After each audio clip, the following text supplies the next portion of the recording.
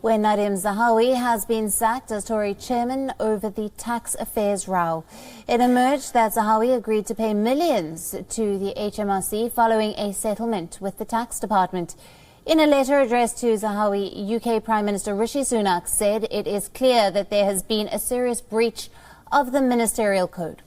Zahawi had faced pressure in recent days to quit as questions swirled about his finances. Nadhim Zahawi had paid a penalty to resolve a multi-million-pound tax dispute while he was Chancellor. Zahawi has been asked to go even after he released a statement to clear up some of the confusion. He admitted that he paid what the HM Revenue and Customs said was due after it disagreed about the exact allocation of shares in the YouGov polling company that he co-founded.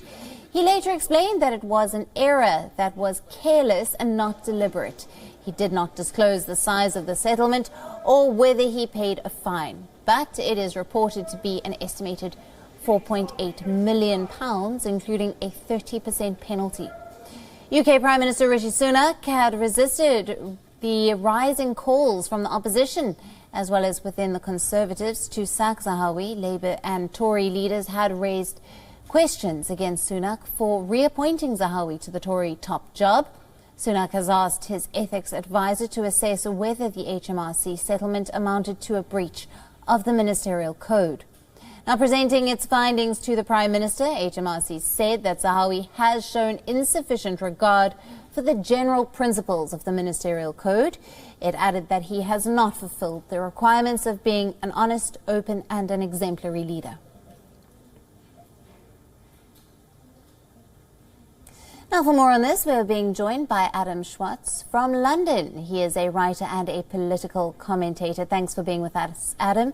Now, Nadhim Zahawi has been sacked as the Tory chairman over the tax affairs row. Rishi Sunak is sitting with a clear breach of ministerial code. Take us through the details here.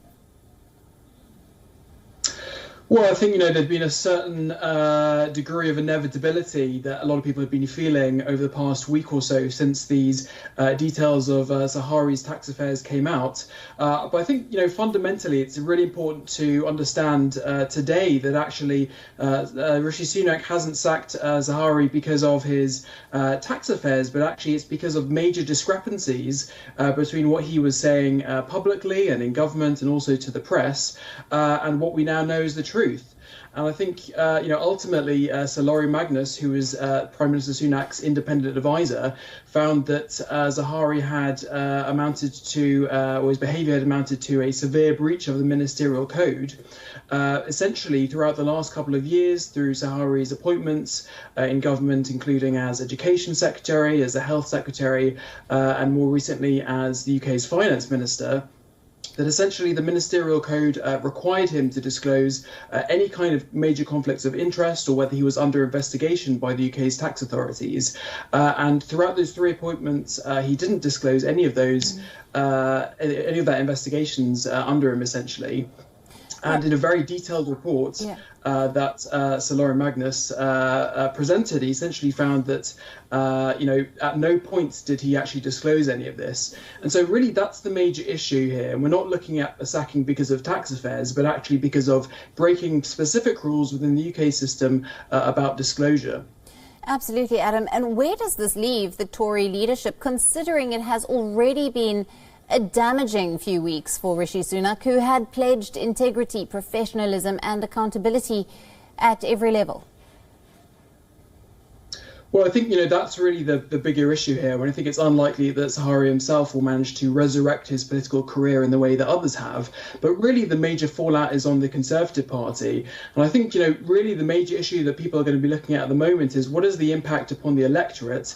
And I think, as you rightfully mentioned, Rishi Sunak, at the beginning of his premiership on the steps of Downing Street, promised integrity, professionalism and accountability as part of his government, really as a way to try to distance himself and rebrand the Conservative Party with, the very difficult period of the Boris Johnson era. So I think the fact that you have a Conservative Party chairman who's incredibly wealthy individual, worth over £100 million, He's been found to not only have, very dodgy tax affairs, but actually has been lying about it and threatening, lawyers with libel action if they publish information about it. Is deeply damaging to the integrity and the image of the Conservative Party. So I think, really at a basic level, that will really not help Rishi Sunak's appearance in government. But I think at a more sort of granular level, I think there are perhaps questions for Rishi Sunak himself. Obviously, Rishi Sunak did appoint Sir Laurie Magnus, his advisor, to investigate the issue just over a week ago. But there are questions over, the exact timeline of what Sunak knew at what specific times. Because originally, a couple of weeks ago, when he was asked about some of this information, Sunak said that there was no story, and then he was told that in fact he knew all the information that he needed, and there was no more questions to answer. And then just over a week ago, he mentioned that new information had come to light, which meant that there was this investigation that was now needed. So of course, clearly there's been a discrepancy of information that Rishi Sunak himself has said, or at least has been told by Zahawi. But I think partly that does reflect the inherent weaknesses in the UK's sort of self-regulatory system, where essentially politicians are required to kind of mark their own homework. There is no truly independent authority that needs to or is required to investigate ministers in this aspect. So I think both, there are questions for, the Conservative Party as a whole, but also Rishi Sunak as well. Absolutely, Adam. Thank you very much for being with us and your analysis and insights there. Good to be with you. WION, now available in your country. Download the app now. Get all the news on the move.